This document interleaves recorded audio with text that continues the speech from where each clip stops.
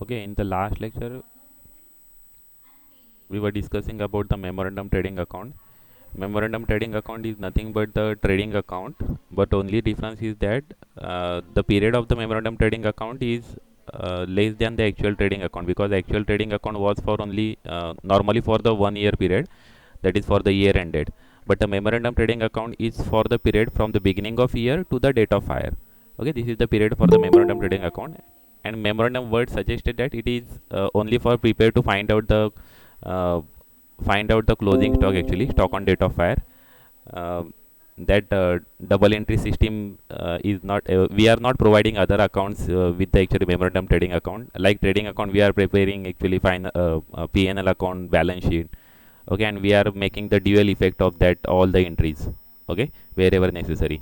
But when we are preparing the memorandum trading account, we are not preparing other accounts like of final accounts, actually, like P&L account and balance sheet. Okay, it is only we are only preparing this memorandum trading account to find out the closing stock, that means the stock on date of hire. Okay, and हम memorandum trading account कब prepare करेंगे? जब हमें gross profit मालूम रहेगा तभी।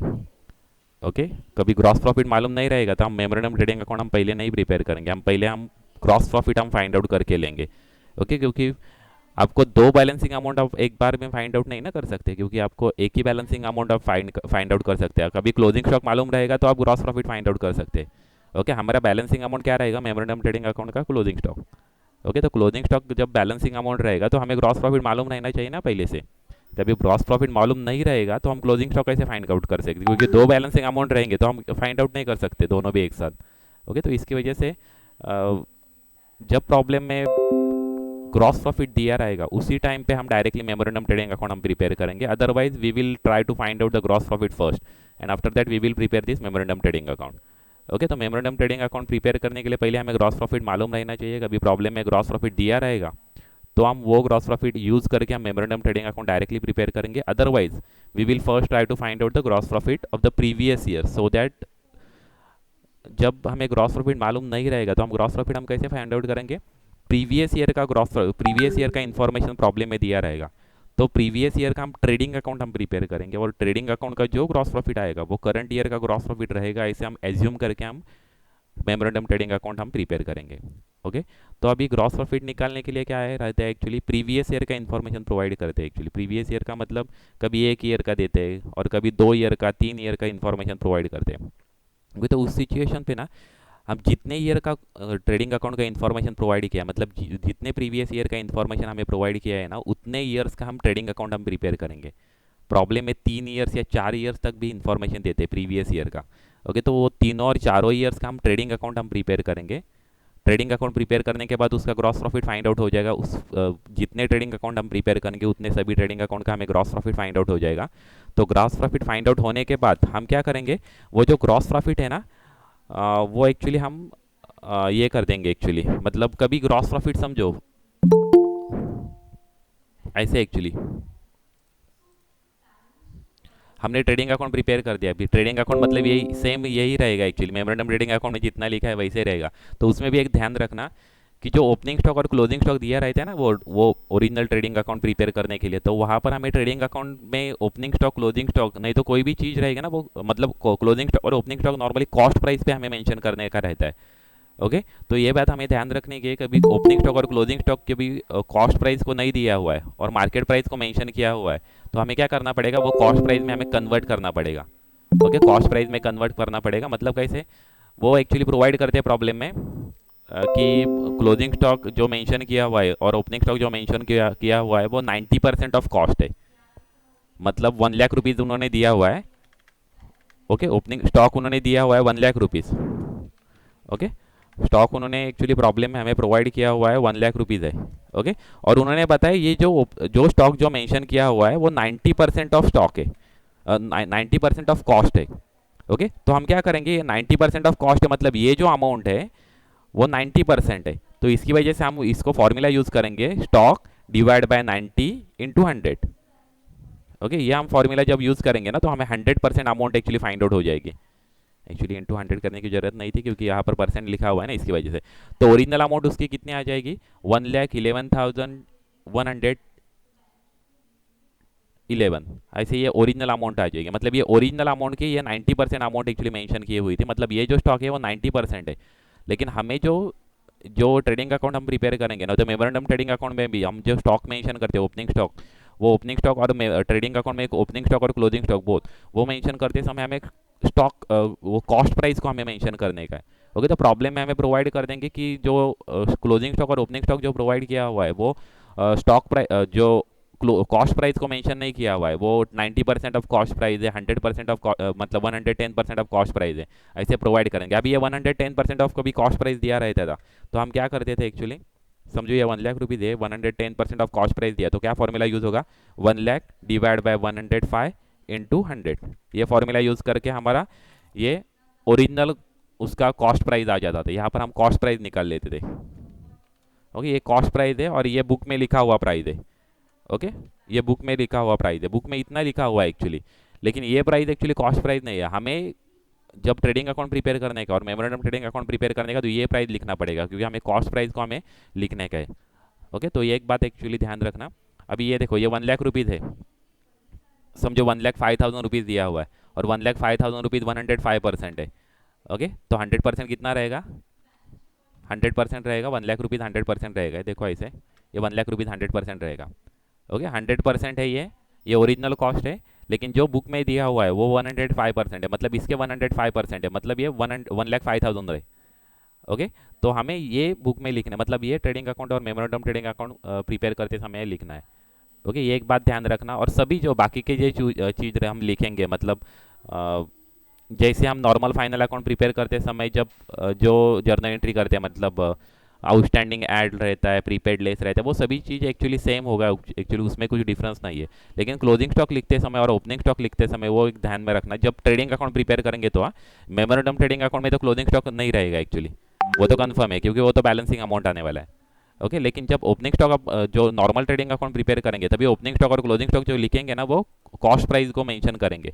कभी problem में दिया रहा है कि बुक में जो क्लोजिंग स्टॉक और ओपनिंग स्टॉक लिखा है वो 110% है, 105% है, 90%, तो हम वो कन्वर्ट करके एक्चुअली कॉस्ट प्राइस कैलकुलेट कर देंगे, ये फॉर्मूला यूज़ करके। फॉर्मूला क्या यूज़ किया, ओके, फॉर्मूला क्या यूज़ किया हमने, वैल्यू ऑफ स्टॉक, ये वैल्यू ऑफ स्टॉक जो बुक में लिखा हुआ है वो, ओके, डिवाइडेड बाय,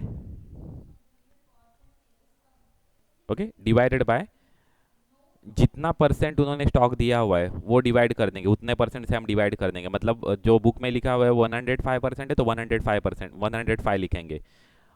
कभी वो 90% दिया हुआ है बुक में, तो 90% से डिवाइड कर देंगे।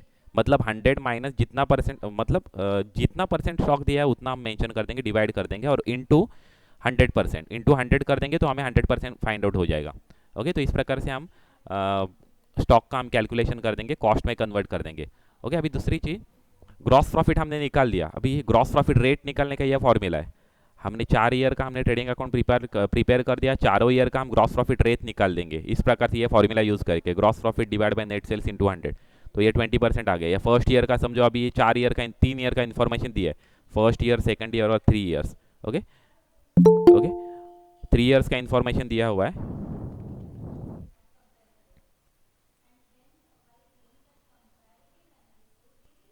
ओके, 3 ईयर्स का इन्फॉर्मेशन दिया है, और ग्रॉस प्रॉफिट हमारा फाइंड आउट हुआ, समझो 20%, 16%, 18%, ऐसा हमारा फाइंड आउट हुआ। तो हम क्या करेंगे, 3 ईयर का जो ग्रॉस प्रॉफिट है ना, वो एवरेज आउट कर देंगे। ओके, एवरेज आउट कर देंगे, एवरेज ग्रॉस प्रॉफिट हमें निकालना पड़ेगा। जो हमें मेमोरेंडम ट्रेडिंग अकाउंट को यहाँ पर जो अप्लाई करने का है ना, वो हम एवरेज ग्रॉस प्रॉफिट निकालेंगे। कभी एक ही ईयर का दिया है, एक ही ईयर का दिया हुआ है, तो उतना एक ही हमें अप्लाई कर देंगे, डायरेक्टली 20% अप्लाई कर देंगे। लेकिन 3 ईयर का दिया हुआ है, ओके, तो हम वो एवरेज निकाल लेंगे। एवरेज कैसे निकालेंगे, तो इसका जो टोटल आएगा वो टोटल हम निकाल लेंगे, वो आ रहा है एक्चुअली 54।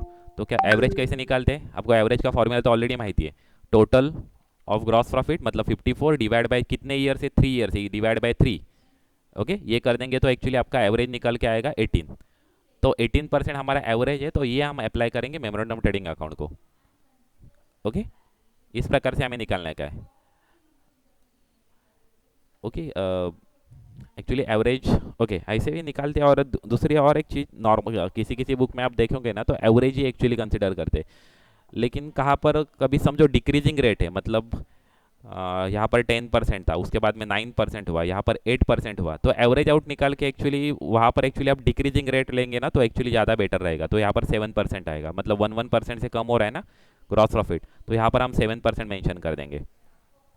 ओके, कभी डिक्रीज हो रहा है तो हम डिक्रीजिंग परसेंट हम ले लेंगे। ओके, डिक्रीज हो रहा है तो डिक्रीजिंग परसेंट हम ले लेंगे। ओके, तो ये एक बात एक्चुअली ध्यान रखना, डिक्रीजिंग रहेगा तो डिक्रीजिंग रेट ले लेंगे, नहीं तो फ्लक्चुएटिंग है, कांस्टेंट रहेगा तो उतना ही आएगा, एवरेज भी निकालेंगे तो उतना ही आएगा। ओके, 20 20 20% है, कभी एवरेज निकालेंगे तो भी 20% ही आंसर आएगा, उसमें चेंज होने वाला नहीं है। अभी यहाँ पर एक्चुअली ये टोटल लिखा है ना ये, ओके, इतना हम आंसर लिख देंगे, यहाँ पर हम टोटल कर देंगे तो एक्चुअली ये टोटल अभी निकालने की यहाँ पर ज़रूरत नहीं है क्योंकि ये डिक्रीजिंग रेट है। ओके, इसका एवरेज निकालेंगे तो 20% ही आएगा, 60 डिवाइड बाय 3 20% ही आएगा। ओके, तो ग्रॉस प्रॉफिट समझ में आएगा क्या करने का हमें। ग्रॉस प्रॉफिट हमें कभी मेमोरेंडम ट्रेडिंग अकाउंट प्रिपेयर करने के लिए, कभी ग्रॉस प्रॉफिट दिया नहीं है प्रॉब्लम में, तो प्रीवियस ईयर का इन्फॉर्मेशन दे देंगे, तो प्रीवियस ईयर का हम ग्रॉस प्रॉफिट प्रिपेयर कर देंगे और वो एक्चुअली अप्लाई कर देंगे करंट ईयर को।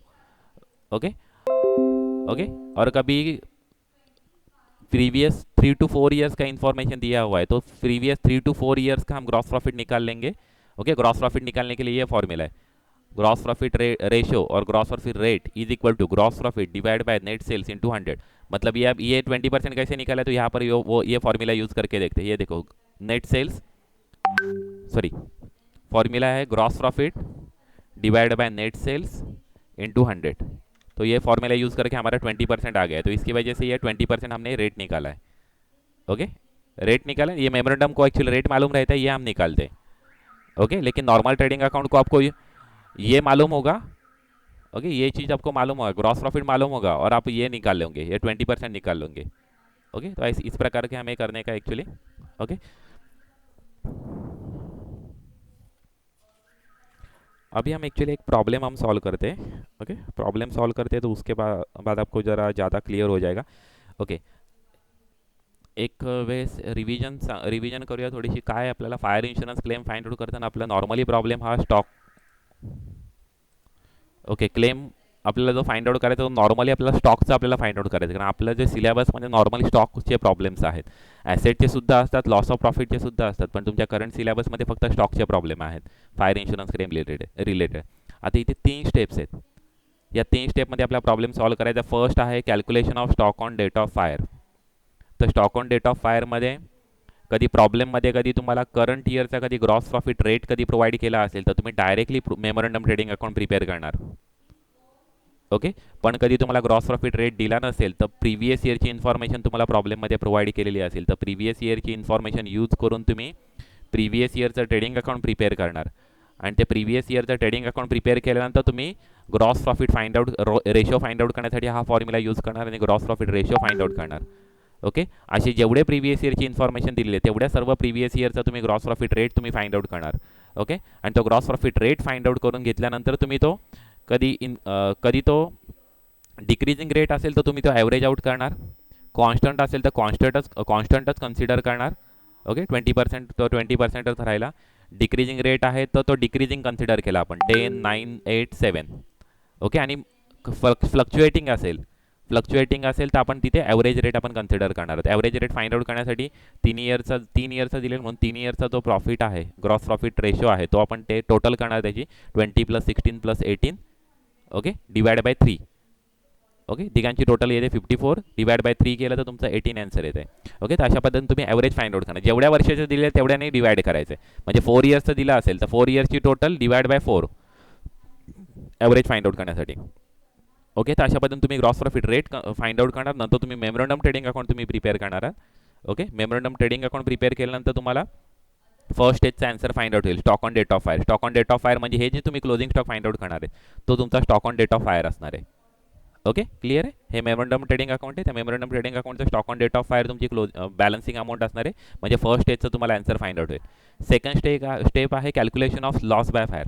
तर त्याच्यासाठी एक सिंपल फॉर्म्युला आहे, loss by fire is equal to stock on date of fire minus salvage value. हा फॉर्म्युला तुम्हाला यूज करायचा आहे, stock on date of fire minus salvage value. Okay, तर salvage value means good save from fire. Okay, salvage value means good save from fire, म्हणजे आपण जेव्हा आग लागते तेव्हा आपण प्रयत्न करणं गरजेचं आहे की वाचवण्याची. ही एक सुद्धा इन्शुरन्सचं ॲक्च्युली एक त्याच्यामध्ये एक ॲग्रीमेंटमध्ये आपला क्लॉज मेन्शन केला असतो.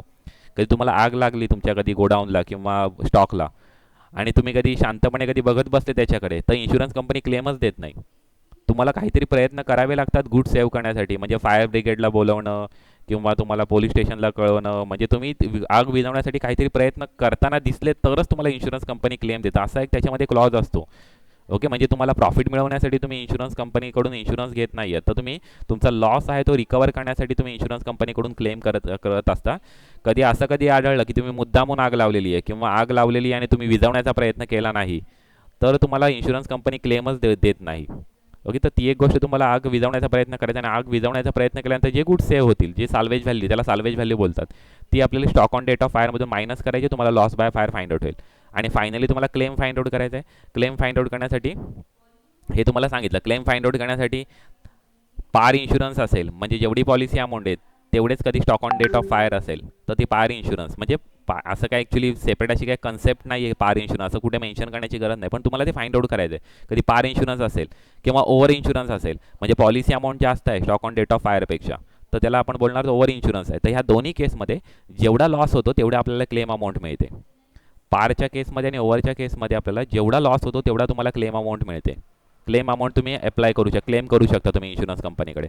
पण जेव्हा अंडर इन्शुरन्स असतं, अंडर इन्शुरन्स म्हणजे कसे, काही गुड्स इन्शुअर्ड आहेत आणि काही अनइन्शुअर्ड आहेत, म्हणजे 1,00,000ची पॉलिसी होती आणि ती stock on date of fire आहे 1,20,000, तर त्या सिच्युएशनमध्ये 20,000चे गुड्स आहेत ते अनइन्शुअर्ड आहेत. तर त्याच केसमध्ये तुम्हाला क्लेम फाइंड आउट करण्यासाठी हा फॉर्म्युला यूज करायचा आहे. Claim is equal to amount of policy divide by stock on date of fire into loss by fire. हा फॉर्म्युला यूज करून तुम्हाला क्लेम अमाऊंट तुम्हाला फाइंड आउट करायची. ती claim amount actually less than loss by fire असते. Less than loss by fire असते is equal to policy amount असू शकेल कधी सर्वच्या सर्व गुड्स कधी लॉस झाले असतील तर, म्हणजे 100% गुड्स लॉस झाले तर जेवढी पॉलिसी अमाऊंट आहे तेवढी मिळेल. पण गुड्स कधी कमी लॉस झाले असतील तर ती पॉलिसी अमाऊंटपेक्षा सुद्धा कमी अमाऊंट आपली येईल क्लेम अमाऊंट. बघा इथे गुड्स 1,20,000 लॉस झालेले होते तर 100% तुम्हाला पॉलिसी अमाऊंट मिळालेली आहे. ओके, पण 1,20,000 गुड्स होते, लॉस बाय फायर आहे 1,10,000, म्हणजे गुड्स कमी लॉस झालेले, तर त्या सिच्युएशनमध्ये तुमच्या पॉलिसी अमाऊंटपेक्षा कमी तुम्हाला क्लेम मिळतो. ओके, इथे पण इथे सुद्धा अंडर इन्शुरन्स आहे, तर त्या केसमध्ये सुद्धा आपल्याला पॉलिसी अमाऊंट फाइंड आउट करण्यासाठी आपण हा फॉर्म्युला आपण यूज करतो.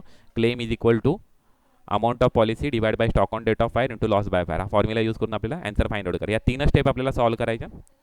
ओके, ओके समजलेले. आता आपण फर्स्ट प्रॉब्लेम आपण सॉल्व्ह करूया.